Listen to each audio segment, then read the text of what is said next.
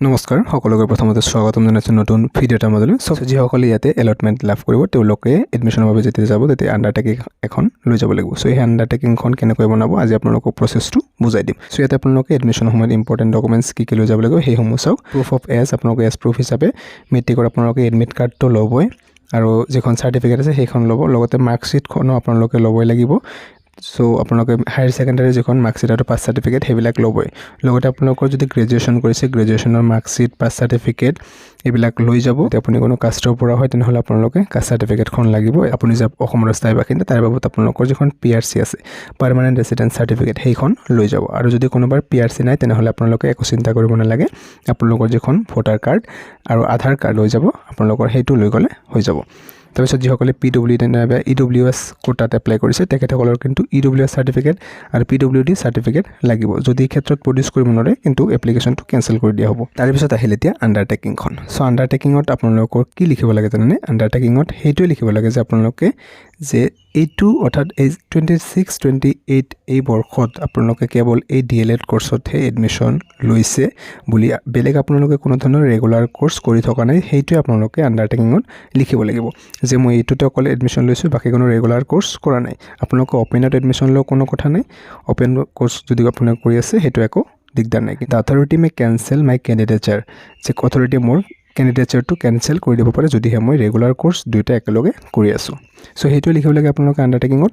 এই আণ্ডাৰটেকিংখন বনোৱাৰ বাবে আপোনালোকে প্ৰথমতে কি কৰিব, দলিল এখন ল'ব লাগিব। দলিলখন আপোনালোকে নিশ্চয়কৈ স্ক্ৰীণত দেখিবলৈকে পাইছে। 10 টকা নাইবা 20 টকা 50 টকা 100 টকা যিটো পায় আপোনালোকে সেই দলিলখন ল'ব। সেই দলিলত আপোনালোকে কি কৰিব, নিজৰ হাতেৰে লিখি দিব, একো নাই, আপোনালোকে নিজে হেণ্ড ৰিটেন লিখি দিব। আৰু তলত যেনেকুৱা আছে signature, full name, date and address, আপোনাৰ এইখিনি কমপ্লিট কৰাৰ পিছত যেনেকুৱা আছে আণ্ডাৰটেকিং বুলি লিখিব আৰু I do hereby declare that এনেকৈ ছেম টু ছেম লিখিব। নিজৰ ছিগনেচাৰটো কৰিব, ফুল নেমটো লিখিব আৰু যিদিনাখন এডমিশ্যন লয় সেইদিনা ডেটটো আপোনালোকে লিখি দিব, আগতে নিলিখিব। তাৰপিছত ইয়াতে আপোনাৰ ফুল এড্ৰেছটো তলত লিখি দিব, বাকী ইয়াতে একো কৰিব নালাগে। আপোনালোকে এনেকৈ বনাই ল'ব, একো নাই। আণ্ডাৰটেকিং বুলি ক'লে সেইখনেই হৈ যায়। কিবা কাৰণবশতঃ যদি আপোনালোকে এই দলিলসমূহ নাপায় তেতিয়াহ'লে আপোনালোকে অনলাইনৰ পৰা ওলাই ল'ব। যিটো 100 টকাৰ যিটো দলিল আছে সেইটো আপোনালোকে ওলাই ল'ব। ওলাই লোৱাৰ পিছত ছেম একেধৰণে আপোনালোকে ধুনীয়াকৈ লিখি দিব। আৰু লিখি দিয়াৰ ক্ষেত্ৰত আপোনালোকে মন কৰিব বাৰে বাৰে হাত নুঘূৰাব এটা আখৰৰ ওপৰেদি আৰু হোৱাইটনাৰ ইউজ নকৰিব। যিমান পাৰে সিমান ধুনীয়াকৈ ক্লিনকৈ লিখি দিব, নাইবা আপোনালোকে যদি বিচাৰে টাইপিঙো কৰি ল'ব পাৰে, আপোনালোকে হেণ্ড ৰিটেন নিজে লিখি দিব পাৰে, কোনো কথা নাই। নাইবা আপোনালোকে আৰু এটা কাম কৰিব পাৰে, আপোনালোকে এখন A4 চাইজৰ পেপাৰ ল'ব। A4 চাইজৰ পেপাৰৰ ওপৰত আপোনালোকে যিটো কোৰ্ট ফি বুলি কয় 10 টকা 15 টকা 20 টকা যিবিলাক আছে সেইবিলাক ল'ব, নাইবা আপোনালোকে 5 টকাৰ 2টা বা 3টা এনেকুৱা লৈ ল'ব।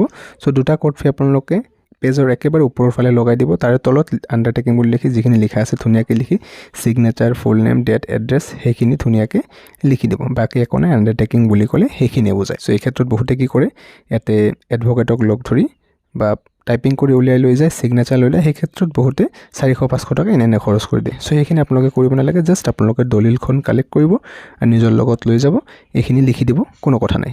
আণ্ডাৰটেকিঙৰ ক্ষেত্ৰত ইমান চিন্তাই কৰিব নালাগে। আপোনালোকে জাষ্ট যেনেকৈ কোৱা হ'ল আপোনালোকে লৈ যাব, নিজে লিখি লৈ যাব, নাইবা আপোনালোকে লৈ যাব ইনষ্টিটিউশ্যনত গৈ লিখিব পাৰিব। এতিয়া বহুতে ভাবিব পাৰে যে ছিগনেচাৰটো কাৰ ল'ম। চাওক, ইয়াতে কাৰো ছিগনেচাৰ লোৱাৰ দৰকাৰ নাই। আপোনালোকে এইটো ছেল্ফ ডিক্লেৰেশ্যনহে দিব লাগে যে মই বেলেগ কোৰ্চ কৰি থকা নাই বুলি। আপোনাৰ ছিগনেচাৰ আৰু আপোনাৰ ফুল নেম, ডেট, এড্ৰেছ এইখিনি লিখি দিলে হৈ যাব।